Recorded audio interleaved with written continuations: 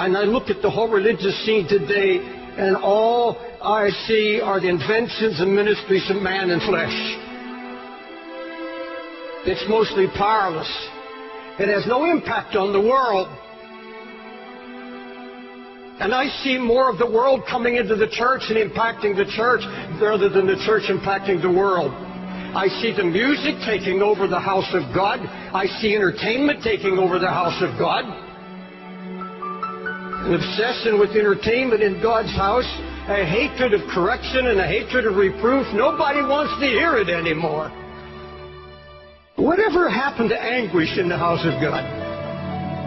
Whatever happened to anguish in the ministry? It's a word you don't hear in this pampered age. You don't hear it. Anguish means extreme pain and distress. The emotion so stirred that it becomes painful. Acute, deeply felt inner pain because of conditions about you, in you or around you. Anguish, deep pain, deep sorrow, agony of God's heart. We've held on to our religious rhetoric and our revival talk, but we've become so passive. All true passion is born out of anguish. All true passion for Christ comes out of a baptism of anguish. You search the Scripture and you'll find that when God determined to recover a ruined situation, He would share His own anguish for what God saw happening to His church and to His people. And He would find a praying man, and He would take that man and literally baptize him in anguish. You find it in the book of Nehemiah. Jerusalem is in ruins. How is God going to deal with this? How is God going to restore the ruin? Now, folks, look at me. Nehemiah was not a preacher. He was a career man. But this was a praying man. And God found a man who would not just have a flash of emotion, not just some great sudden burst of concern and then let it die.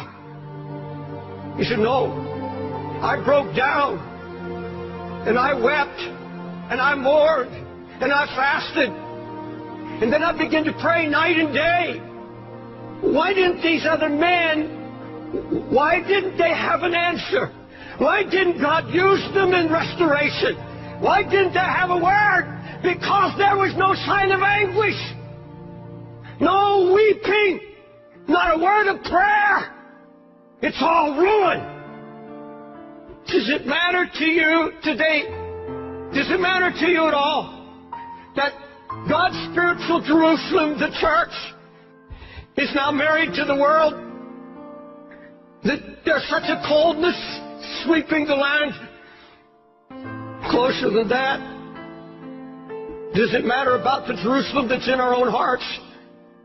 The sign of ruin that's slowly draining spiritual power and passion, blind to lukewarmness, blind to the mixture that's creeping in. That's all the devil wants to do, is get the fight out of you and kill it.